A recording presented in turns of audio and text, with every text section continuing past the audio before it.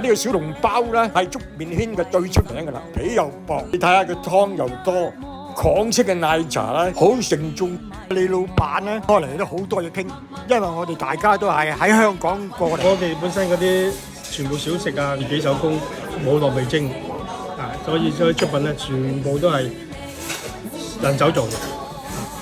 叫咗個炸醬麵就唔係話好辣。呢個臘味煲仔飯，你可以整飯焦、咖喱文魚啊，有啲椰奶、鮮蝦雲吞麵，好脆口。